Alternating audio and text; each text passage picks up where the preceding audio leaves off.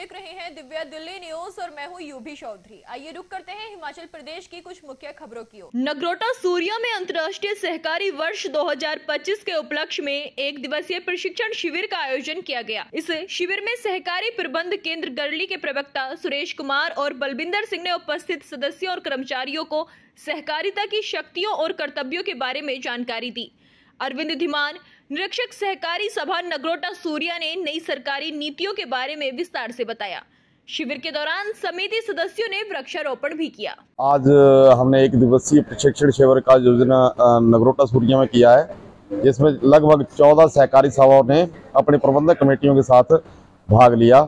आज के जो कैंप का हमारा उपलक्ष्य था वो अंतर्राष्ट्रीय सहकारी वर्ष 2025 जो संयुक्त राष्ट्र द्वारा घोषित किया गया है, तो इसी से रिलेटेड एक कैंप का ऑर्गेनाइज किया गया, जिसमें कि केंद्र सरकार द्वारा संचालित जो भी नई स्कीमें सहकारी सभाओं के लिए चलाई गई हैं और जो नई स्कीमें हिमाचल प्रदेश सरकार द्वारा जैसे डेयरी से रिलेटेड और सोसाइटीज़ क्या क्या नया काम कर सकती हैं, मल्टीपर्पज़ सोसाइटीज़ क्या क्या काम कर सकती हैं, इससे रिलेटेड इनको जानकारी दी गई और सहकारी सभाएं अपना काम कैसे अच्छे तरीके से कर सकती हैं और कोई नए काम क्या क्या कर सकती हैं, इसके बारे में प्रबंधक कमेटियों को जानकारी दी गई।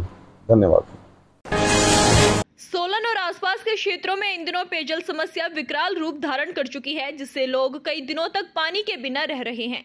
जल शक्ति विभाग और नगर निगम के अधिकारियों ने पानी के टैंकों का निरीक्षण किया और समस्याओं का समाधान निकाला।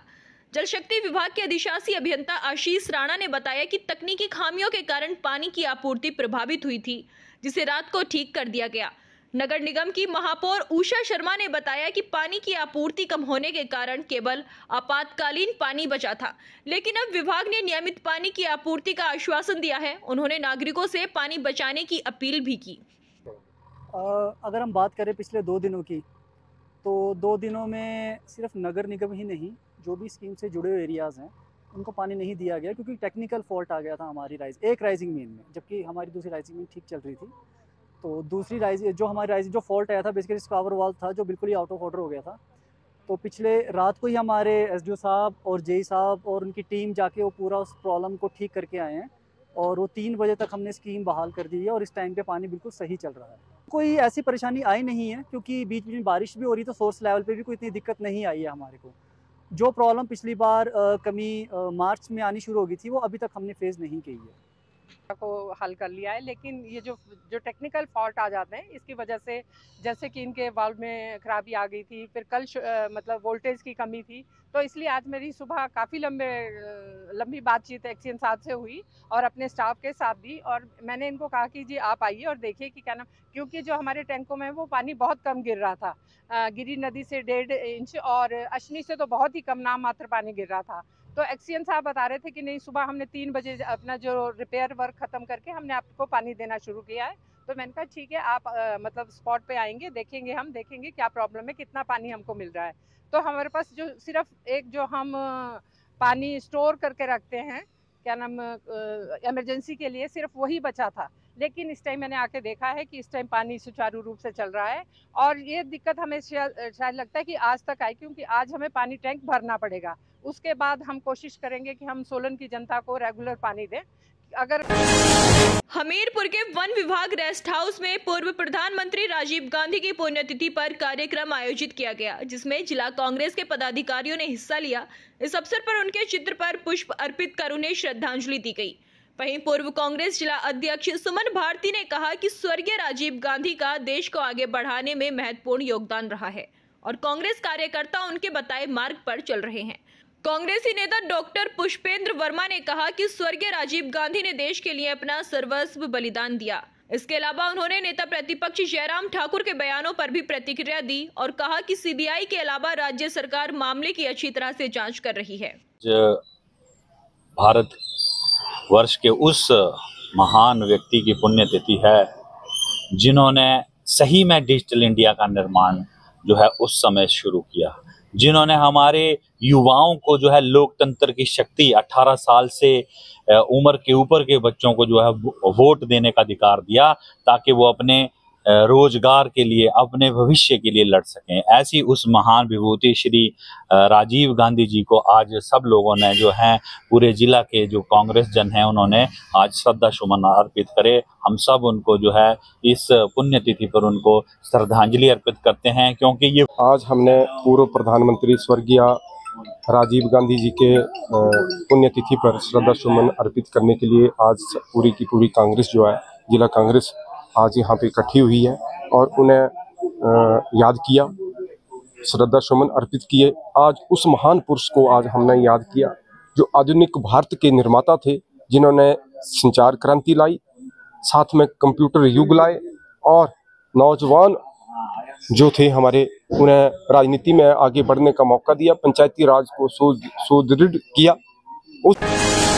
कुटलेहड़ भाजपा मंडल द्वारा हाल ही में भारतीय सेना के सफल ऑपरेशन सिंदूर की ऐतिहासिक सफलता पर एक भव्य तिरंगा यात्रा का आयोजन किया गया। इस यात्रा में भाजपा विधायक त्रिलोक जम्वाल, पूर्व विधायक दविंद्र कुमार भुट्टो और क्षेत्र के सैकड़ों कार्यकर्ताओं ने भाग लिया। यात्रा बंगाड़ा भाजपा कार्यालय से शुरू होकर रेस्ट हाउस चौक तक पहुंची, जहां युवा और नागरिक देशभक्ति के नारों के साथ तिरंगा लहराते हुए शामिल हुए। विधायक त्रिलोक जम्वाल ने कहा कि ऑपरेशन सिंदूर ये साबित करता है कि भारत अब आतंकवाद को जड़ से खत्म करने की रणनीति पर काम कर रहा है। इस अवसर पर भाजपा नेताओं ने भारतीय सेना के साहस और प्रधानमंत्री मोदी की नीतियों की सराहना की। यात्रा में विभिन्न भाजपा संगठन के कार्यकर्ता और स्थानीय नागरिकों ने भाग लिया और देश की सुरक्षा के लिए सेना के साथ खड़े होने का संकल्प लिया। भारतीय जनता पार्टी कुटलेहड़ मंडल ने अपनी तिरंगा यात्रा का आयोजन किया। इस यात्रा के माध्यम से समाज में जो भारतीय सेना ने पिछले दिनों ऑपरेशन सिंदूर के माध्यम से पाकिस्तान को और पाकिस्तान में रहने वाले जो हमारे आतंकवादी वहां रहते हैं, उनके जो अड्डों को ध्वस्त किया, और जब पाकिस्तानी सेना ने उसका जवाब देने का प्रयास किया तो सम्माननीय प्रधानमंत्री श्री नरेंद्र मोदी जी के नेतृत्व में भारतीय सेना ने जो पाकिस्तान को मुंह तोड़ जवाब दिया और केवल 23 मिनट के अंदर अंदर पाकिस्तान के 11 एयरबेस तबाह कर दिए। और एक रिपोर्ट के अनुसार पाकिस्तान की 20% जो उनका इंफ्रास्ट्रक्चर है एयरबेस का, वो तबाह हो गया केवल 23 मिनट।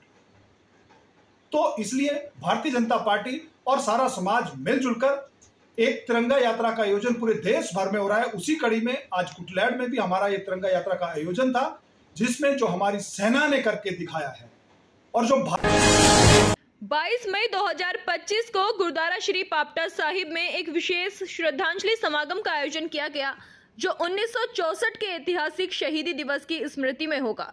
इस दिन 11 सिख श्रद्धालुओं ने श्री गुरु ग्रंथ साहिब जी की रक्षा के लिए शहादत दी थी। समागम में श्री अखंड पाठ साहिब के भोग, कीर्तन दरबार और ज्ञानी संगतों के विचार कार्यक्रम हैं।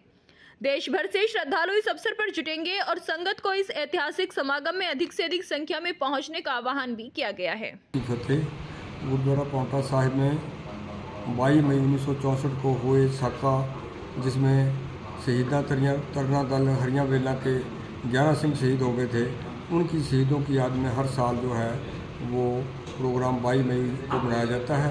इस साल भी 22 मई 1964 के हुए शहीदों की याद में इस 22 मई 1925 को जो है एक विशेष समागम रखा गया उनकी याद में, जिसका 22 मई सुबह कल भोग 7 बजे अखंड पाठ साहब के भोग पड़ेंगे।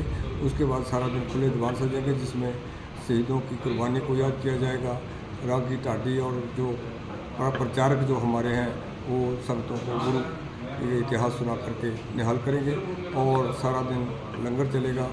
और जो है फिलहाल के लिए मेरे साथ इतना ही। ऐसी ही तमाम बड़ी हिमाचल प्रदेश की खबरों को जानने के लिए जुड़े रहिए दिव्या दिल्ली न्यूज़ के साथ।